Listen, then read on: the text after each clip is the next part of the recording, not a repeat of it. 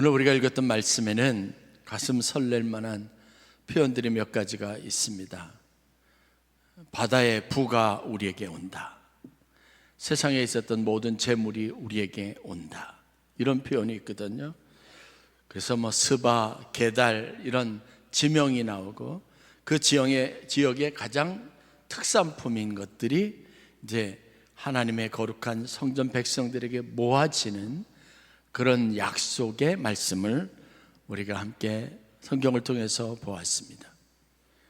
이러한 모든 것들이 우리에게 일어나는 삶의 현실이 되는 데 있어서 그 배경에는 무엇인가 하나님의 계획하시고 작정하신 일이 있을 거라는 추론을 해볼 수 있습니다.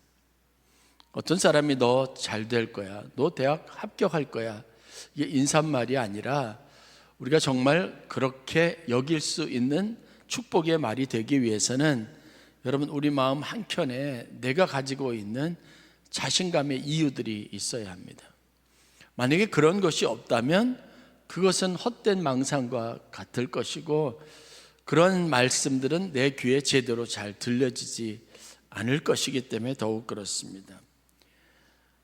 이사야서 60장 5절부터 9절까지의 말씀은 좀 자세하게 이사야서 전체 말씀을 살펴보면 사실은 결론을 먼저 이야기하고 그 앞에 하나님이 하실 일들에 관련된 내용들은 저 뒤쪽에 구성이 되어져 있는 특징들을 좀 보이고 있습니다. 왜 바다의 부가 세상의 재물이 하나님의 백성들에게 믿는 사람들에게 모여질까? 세상에 가장 좋은 보물 또 가장 좋은 보석이라고 또 가장 상급의 상품의 그런 가축이라고 여기는 것들이 왜 이스라엘이라고 하는 곳에 다 모여지게 될까라고 하는 것을 설명하기 위해서 하나님이 이스라엘 백성들에게 자신의 계획, 앞으로 되어질 어떤 목표 이런 것들에 대해서 구체적으로 언급한 본문을 제가 이 시간에 여러분들에게 좀 읽어드리려고 합니다. 하나님은 그러면 어떤 사람에게 이런 축복을 주시는가? 어떻게 해서 이런 축복이 우리가 누릴 수 있는 삶의 축복이 될 수 있는가? 그것과 관련된 여러분들이 들으면 너무 가슴 벅찬 정말 은혜로운 본문의 말씀을 지금부터 제가 읽어드리겠습니다. 이사야서 60장 15절부터 22절까지의 말씀입니다. 전에는 내가 버림을 받으며 미움을 당하였으므로 내게로 가는 자가 없었으나 이제는 내가 너로 영원한 아름다움과 대대의 기쁨이 되게 하리니 내가 이방 나라들의 젖을 빨며 무당의 젖을 빨고 나 여호와는 내 구원자 내 구속자 야곱의 전능자인 줄 알리라. 내가 금을 가지고 노스를 대신하며 은을 가지고 철을 대신하며 노스로 나무를 대신하며 철로 돌을 대신하며 화평을 세워 관원을 삼으며 공의를 세워 감독으로 삼으리니 이는 강포한 일이 내 땅에 들리지 않을 것이요 황폐와 파멸이 내 국경 안에 다시 없을 것이며 내가 내 성벽을 구원이라 내 성문을 찬송이라 부를 것이라.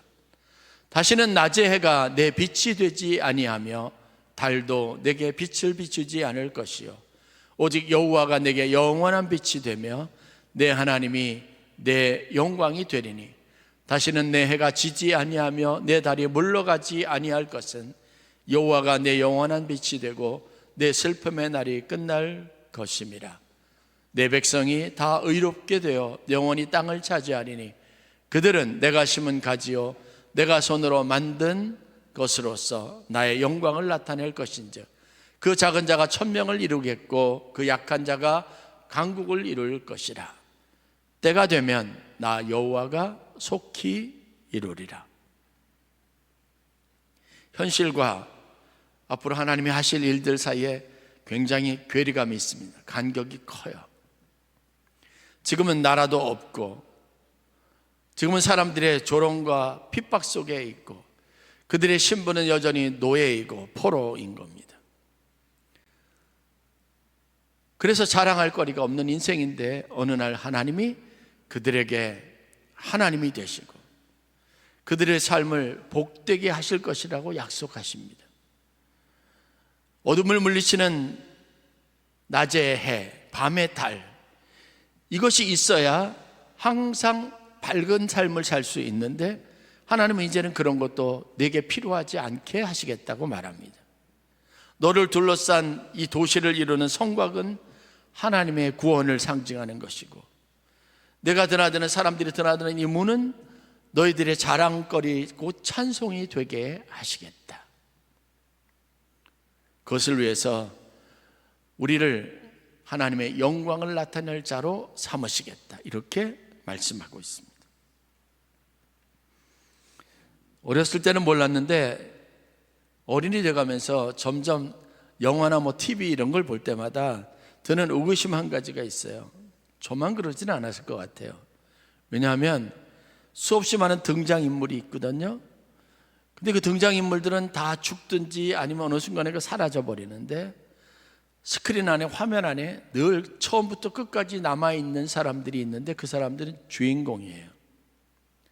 다른 사람들은 스쳐 지나가는 화살을 맞고 총을 맞아도 죽는데 이 주인공은 총을 맞아도 죽지 않습니다. 심지어는 다 죽었다고 생각했는데 나중에 보니까 어디서, 그렇죠, 주막에 누가 건져가지고 거기서 약초를 달여 먹이고 기운을 얻게 한 다음에 다시 살아나요. 죽을 때는 멋있게 죽었는데, 낭떠러지게 해서 떨어졌는데 어느 순간인가 한 1화, 2화가 지나면 그 다음에 어디에서 누워있고 얼굴은 수건이 덮여있고 막 누가 열을 막 내려주고 약초를 달여서 먹이기도 하고, 그래서 다시 살아나서 원래 그 사람이 가야 할 자리로 가는 이런 일들이 있습니다. 가만히 생각해 보니까 주인공은 죽으면 안 되는 거예요. 죽으면 그 드라마나 영화는 의미가 없어요. 죽일 수가 없어요. 그래서 주인공이 죽지 않는 것 같아요. 그것을 설정하시는 것 같아요. 그렇지만 막상 그걸 연기하는 주인공들은 앞을 알지 못하면 여기서 너 죽는 씬 해가지고 하나 둘 셋 해가지고 액션해서 해가지고 죽는 것으로 끝나면 나 이제 끝인가 보다 생각하잖아요. 그런데 물어보십시오. 아니야, 한 2화 정도 지나면 너 다시 살아나, 이런 얘기 하는데 감독의 그리고 작가의 미리 된 그 스크립트 안에 이 모든 내용들이 다 되어져 있는 거예요. 가끔은 우리의 삶의 이야기가 이런 이야기와 참 비슷하다는 생각이 들어요. 여러분들 한 사람 한 사람은 어쨌든 여러분들이 사는 인생의 주인공이에요. 여러분들은 주인공이기 때문에 항상 여러분들 중심으로 생각하고 나머지 사람들은 다 등장인물입니다. 제가 아무리 여기서 설교를 하고 또 앞에서 찬양 인도를 하더라도 여러분들 시선에, 여러분의 인생에 저는 등장인물입니다. 여러분이 태어나서 자라기까지, 저희 교회 오시기 전까지 인생에 저는 아무런 영향력이 없고 존재 의미도 없는 사람입니다. 우리의 이야기는 항상 나의 죽음과 함께 끝이 나요. 그런데 성경에 나오는 하나님의 이야기는 한 사람의 죽음과는 무관하게 계속됩니다. 하나님의 이야기는 어떤 사람들과의 이야기를 그 과정 장면들에 막 집중돼서 진행되다가 이 사람이 어느 순간 사라져버리고 하나님의 이야기는 계속 되는 겁니다. 우리가 삶이 그런 것 같아요. 하나님과의 관계에 있을 때 우리가 느끼는 감정이나 생각들이 많이 있습니다. 그런데 여러분, 분명한 것은 성경에 나와 있는 이야기나 그 여러 흐름들을 살펴보면 아브라함이 등장하고 아브라함은 죽었습니다. 그 이야기는 거기서 끝이 났습니다. 그리고 그의 뒤를 이어서 이삭이 태어나고 이삭은 또 죽습니다. 야곱이 태어나고 죽습니다. 야곱의 뒤를 이어 요셉이 태어나고 죽습니다. 그런데 그 사람들은 각각 자신의 인생과 삶을 살아가지만 그 사람들은 나중에 크게 보면 성경 전체를 거쳐서 하나님이 주인공인 이야기의 등장인물로 서 있습니다. 제가 참 험블해요. 겸손해서 제가 목회하면서 항상 하나님 앞에 기도하는 것은, 하나님, 아멘교회 앞으로 있게 될 그 역사 가운데 제가 한 시대에 한 때에 하나님이 보내신 관리자로 이 교회를 교회되게, 이 교회를 하나님의 영광스러움에 빛을 잃지 않는 일들을 위해서 잘 쓰임받게 해달라고 기도합니다. 하나님의 교회의 시작과 끝이 제가 되게 해달라는 기도하지 않습니다. 그 이야기는 역으로 말하면 뭐냐면, 제가 교회를 세웠으면 제가 교회 문을 닫는 거예요. 그런 어리석은 일은 하나님의 계획 속에는 포함되지 않습니다.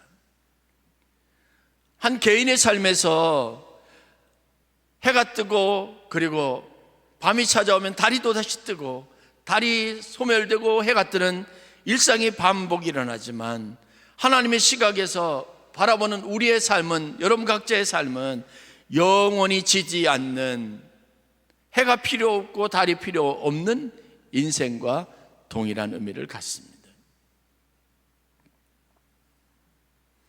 그러면 그런 하나님이 주인공인 시대에 각각 우리가 주인공으로 살아가면서 어떤 마음과 태도를 가져야 할까? 우리는 그 주인공으로서 우리 앞에 당한 삶을 살면서 어떤 명예를 선택해야 될 것인가를 함께 생각해 보려고 하는 겁니다. 그러기 위해서 제가 오늘 아브라함이라고 하는 사람의 인생을 잠깐 여러분들에게 소개하면 좋겠습니다. 여러분들이 지금 성경 365나 아니면 성경 읽기를 하면 지금 대부분 다 창세기를 헤매고 있을 겁니다. 조금 빠른 사람은, 성격 급한 사람은, 아니면 출근하지 않아도 되는 사람이라면 지금 출애굽기를 지나서 이제는 출애굽기 20장쯤 와서 똑같은 말, 알아들을 수 없는 말이 반복된다고 그래서 성경 읽기를 포기해야 되나라고 하고 스스로 생각하고, 성경 읽는 분량이 점점 줄어들 때쯤 됐습니다. 365 성경 읽기방을 하시는 분들은 지금 아브라함으로부터 시작해서 쭉 가서 요셉의 이야기들을 접하고 있습니다. 저도 제 아내가 사모가 365방 대장을 하고 있어서 매일같이 저한테 쓴 것을 보여주고, 목사님 이대로 보내면 될까요? 점검을 요청하기도 해서 제가 오늘 어제 어떻게까지 진행되고 하는 거 다 알고 있습니다. 그래서 제가 지혜롭잖아요. 성경의 예화를 들 때, 그래서 여러분들이 다 알만한 이야기를 성경 예화로 지금 들려고 하는 겁니다. 아브라함이 창세기 12장에 보면 어느 날 하나님의 음성을 듣습니다. 이 구절 한 구절에 마음이 확 빼앗겨졌어요. 너는 복이 될지라. 창세기 12장 2절 말씀입니다. 내가 복이 된대요. 얼마나 좋아요. 그런데 내가 복이 되는데 거기에 하나님이 전제 조건을 하나 달았습니다. 그게 복이 된다는 말 이전에 있었던 창세기 12장 1절 말씀. 너는 너의 고향과 친척과 아버지의 집을 떠나 내가 내게 보여줄 땅으로 가라. 그러면 내가 복이 될지라, 이런 거예요. 좋은 말은, 마음에 담고 싶은 말은 항상, 그래서 항상 뒤에 있어요. 그 앞에는 우리가 무엇인가를 해야 합니다. 아브라함은 복이 된다는 이 좋은 말을 들으면서 마음 한편으로 기꺼이 그 말을 수용하거나 이게 아멘으로 잘 되지 않는 상황들이 있었던 거죠. 그러려면 고향과 본토와 친척 아비집을 떠나야 된다는 게 있어요. 우리 인생도 마찬가지 아닙니까? 여러분, 좋은 것만 취할 수 있는 인생은 없습니다.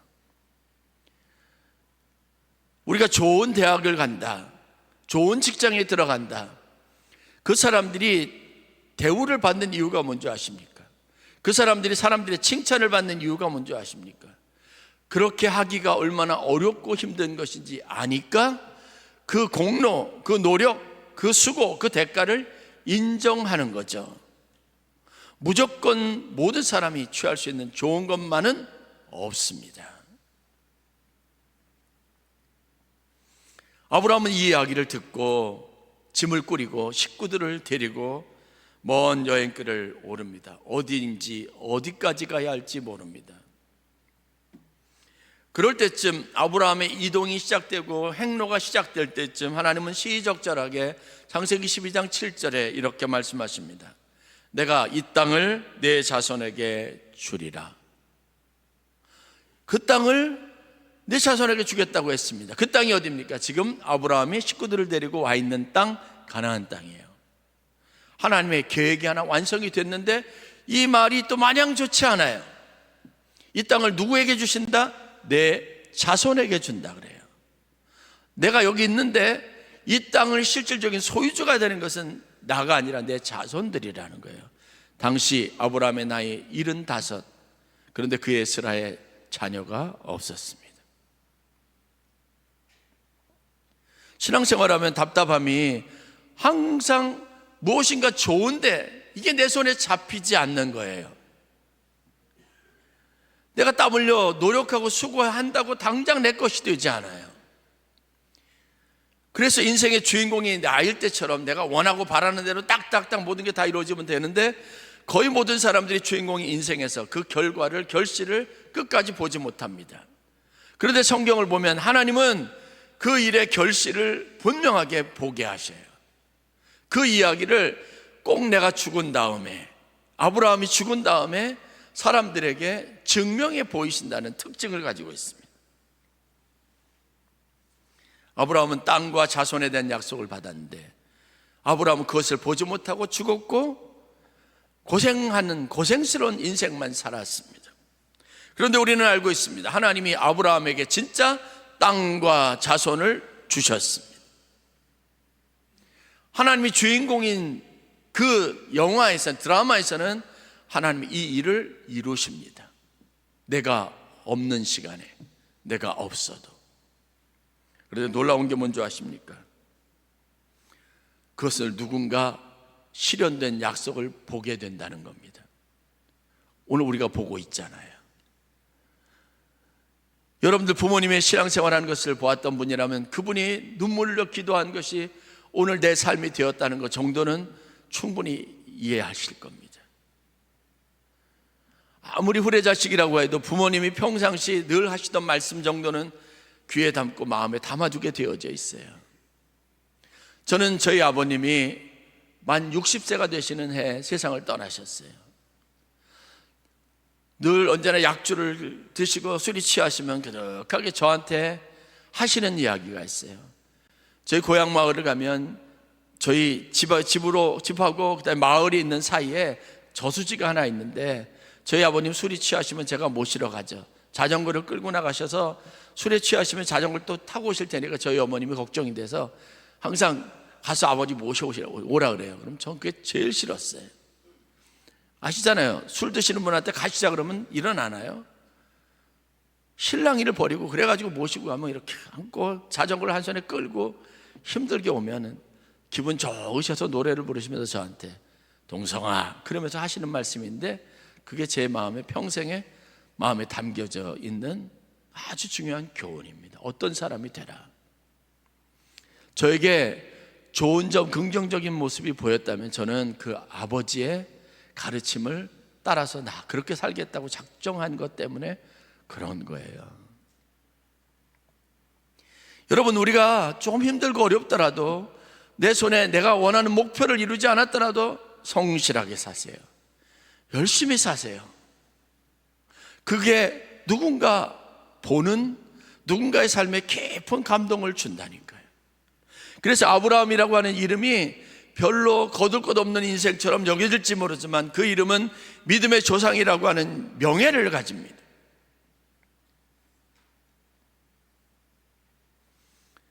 그 일을 통해서 누가 영광을 받았느냐? 하나님이 영광을 받으셨죠. 하나님이 신실하신 분이네. 말씀하신 것을 이루셨네. 진짜 그렇네. 그게 아브라함의 이야기를 통해서 우리가 보는 결실이에요. 아브라함은 주인공으로 더 이상 존재하지 않습니다. 이미 세상을 떠나서 막벨라굴에 자신이 돈을 주고 산 땅에 묘지에 장사되었어요. 그런데 시간이 지나고 그 아들들의 세대가 이어지면서 우리는 아브라함에게 하나님이 약속하신 것이 어느 순간에 다 되어져 있다는 감격적인 현상을 보게 됩니다. 이게 신앙생활의 원리예요. 성경이 말하고자 하는 겁니다.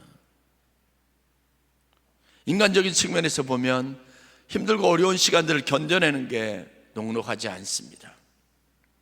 살아가는 과정이 힘들어서 늘 곧장 지치고 넘어지는 게 우리의 현실입니다. 내 마음대로 판단하고 결정해서 위기를 모면해 보려고도 하지만, 그러나 인생의 고달픈 일상은 끝이 나질 않습니다.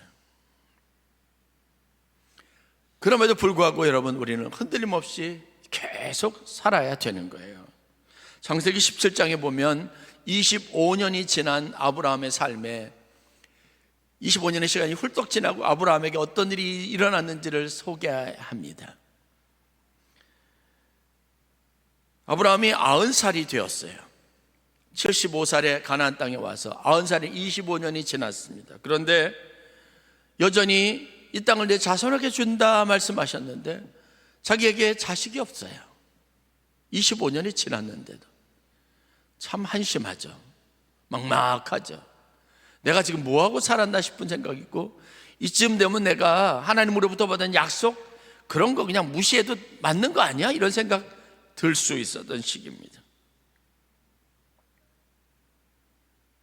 그때 의심하고 흔들리는 아브라함에게 창세기 17장 1절에 하나님이 나타나셔서 이렇게 말씀하십니다. 나는 전능한 하나님이라. 나는 전능한 하나님이라. 하나님이 자신에 대해서 또 이야기하세요. I am God Almighty. 무엇이든지 할 수 있고 무엇이든지 다 아는, 세상에 둘도 없는 하나님이라고 이야기하는 거예요. 이 이야기는 내게도 불가능한 게 없다 이거예요. 그러면서 아브라함에게 한 가지 신앙적인 교정, 요청하는 말씀이 있는데, 그 말씀이 뭐냐? 너는 내 앞에서 행하여 완전하라. 내 앞에서 너는 완전한 사람으로 행해야 한다는 거예요. 이 말이 무엇인지 제가 한참 고민을 했습니다. 찾아봤습니다. NIV 영어 성경에는 너는 내 앞에서 행하여 완전하라라고 하는 표현을 이렇게 소개하고 있습니다. Walking faithfully and be blameless. 그러니까 뭐냐면 믿는 그대로 믿음을 가지고 신실하게 계속 내 앞에 가야 할 길을 걸어가라는 거예요. 할 일 있으면 계속 그렇게 하라는 겁니다. 그리고 be blameless, 비난하거나 원망하거나 그 일이 이루어지지 않은 것에 대해서 낙심하지 말고 그냥 working faithfully, 믿음 가지고 믿었던 대로 계속 가라는 거예요. 25년이 지났는데 이쯤 되면 뭔가 있어야 된다고 생각하는 그 시기에 하나님은 나타나셔서 아니야, 그래도 너 계속해. 그게 뭐냐? 내 앞에서 행하여 완전하라고 하는 말이에요. 왜? 나는 전능하신 하나님이기 때문에, 전능하시기 때문에. 여러분 낙심하십니까? 절망이 되십니까? 하나님이 어떤 분인가를 알아야죠. 그래서 우리에게 필요한 게 뭐냐? 믿음입니다. 아브라함에게도 그렇게 흔들리는 순간이 오면 하나님은 나타나셔서 말씀하시고 믿음에 대해서 도전하셨습니다. 여러분, 그렇게 해서 우리가 여기까지 오고 오늘 여기에 있게 된 겁니다. 제가 지난주도 설교하면서 말씀드렸지만 여러분들이 그때는 죽을 것 같았고 끝장날 것 같았고 내 인생이 더 이상 햇빛은 없고 소망은 없을 거라고 여겼지만 여러분 여전히 살잖아요. 여러분의 삶은 계속되고 있잖아요.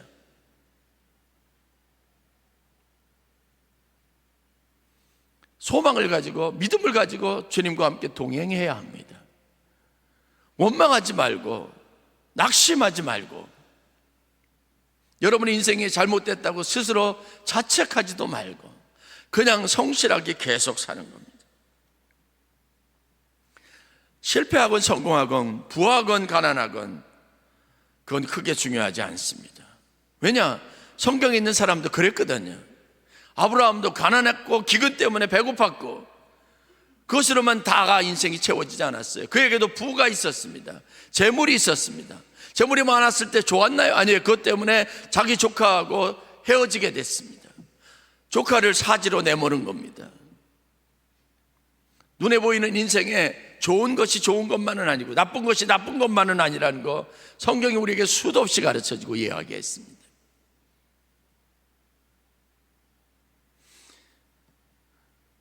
지난주에 어떤 분을 만났는데 어머님이 편찮으셔서 요양원에 계시대요. 일주일마다 꼬박꼬박 요양원을 가서 어머님을 뵈야 된대요. 힘드시겠어요. 그런데 지방을 가시니까. 근데 그분이 뭐라 그러냐면, 목사님 진짜 힘든 게 뭔지 아세요?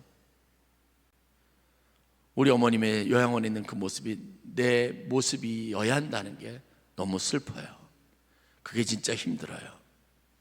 가슴이 뭉클해지더라고요. 제가 뭐라고 했는지 아십니까? 그런데 어떡하죠? 하나님은 그렇게 만들어 놓고, 우리 인생에 다른 거 다 필요 없는 상황으로 만들어 놓고 오로지 하나님만 바라보게 하시고 결국은 우리를 데려가시는데, 그게 우리의 인생의 운명인데 어떡하죠? 화려한 거, 즐기던 거, 내가 자랑할 만한 거 다 소용없어지는 거예요. 쓸쓸하게 하나님 앞에 가는 길은 누가 대신해 줄 수 없어서 나 혼자 해야 되는 거니까. 그 고독감도 필요하고, 그 힘들고 어려운 것도 피곤하고, 자식들에 대한 원망 이런 거, 기대던 마음도 다 내려놓고 이제는 하나님만 바라보고 더 나은 본향, 주님의 품 안에 안기는 것이 제일 이 순간에 사모할 것이 되게 하는 그 마음, 그 상황을 만들어 놓고서야 우리를 부르시니까 어쩔 수 없는 것 같아요. 이게 여러분 하나님의 섭리고 원리입니다. 아이로 태어나서 아이가 되게 하시고 그 마음 가지고 오라고 하시는 거예요. 하나님에게는 비밀이 있어요. 숨겨진 비밀, 우리가 알 수 없는 비밀, 도저히 상상할 수 없는 비밀. 그런데 그 비밀이 우리가 소망을 가지고 정말 사모할 만한 이유는 뭐냐? 아브라함을 통해서 봤듯이, 그리고 이제 우리가 요셉을 통해서 함께 생각해 볼 충분한 가치가 있듯이, 그게 내게 복된 거예요. 내 하나님의 영광을 취하시더니 그 영광이 내게 축복이 되게 하시는 거였어요. 여러분, 요셉이 어떤 줄 아시죠? 요셉은 형들로부터 미움을 받고 결국은 구렁에 던져졌습니다. 죽을 뻔했어요. 유다의 도움을 받아서 네 번째 형이 그래도 정이 있어서 살려줬어요. 노예로 끌려갔어요. 근데 정말 거기서 죽는 게 낫지, 노예로 끌려가서 내가 주인이지 않은 인생을 사는 게 낫나요? 우리가 요행이라고 세상에 좀 더 이게 더 낫다, 더 잘 됐다고 하는 거 사실 별거 아닌 거예요. 제가 아는 장로님이 지난 주간에 갑작스럽게 돌아가셨어요. 한 달 만에. 소화가 안 되네, 이상하네. 그러더니 병원 갔더니, 큰 병원에 가보래요. 큰 병원에 가서 검사를 해봤더니 췌장암 4기래요. 그리고 병원 갔다 와서 2, 3일 있다가 그냥 돌아가셨어요. 그 이야기를 두고 목사님들 어떤 분은 참 안 됐다 이렇게 말하는 분도 있고, 어떤 분은 그래도 잘 됐지 뭐, 고생하지 않다가 돌아가셨으니까.